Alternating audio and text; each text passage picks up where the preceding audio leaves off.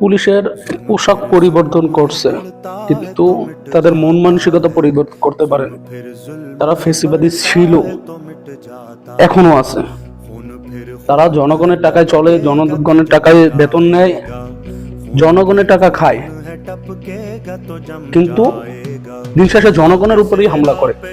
দিন শেষে জনগণের উপরেই তারা নির্যাতন চালায়। তারা 24শে জুলাইয়ের কথা কি ভুলে গেছে? তারা মনে হয় 24শে জুলাইয়ের কথা ভুলে গেছে। এখনো কিন্তু জুলাই যোদ্ধা বাংলাদেশে আছে, এটা কিন্তু ভুলে যাস না। যদি আরেকবার গর্জন করে ওঠে বাংলাদেশে, তাইলে টিকাটা অনেক মুশকিল হয়ে যাবে।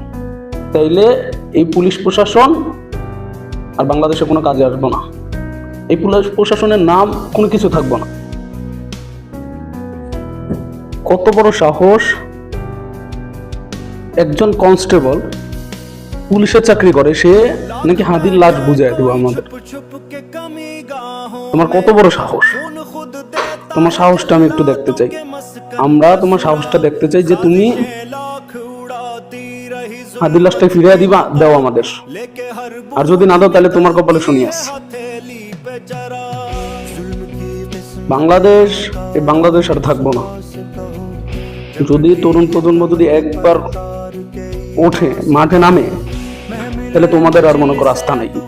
তোমরা যে কই গিয়া পালাইবা? 24শে জুলাইয়ের কথা ভুলে গেছো তোমরা? পুলিশ লীগ আর কুত্তা লীগ হলে এক জন্মে। তারা যতই মার খায়, দিন শেষে ঘেউ ঘেউ করে। তো তোমাকে এবার আর ঘেউ ঘেউ করতে দিব না। তোমাকে এমন মায়ের দিব এবার, তোমরা পরবর্তীতে মনে করো রাস্তার ভিতরে বাড়িতে পারবে না। তোমরা কি মনে করছো বাংলাদেশের জনগণদের মারবা, কয়দিন পর আবার ঠিকঠাক মানুষ ভুলে যাইবো? 24শে জুলাইয়ের কথা কিন্তু আমরা ভুলি নাই।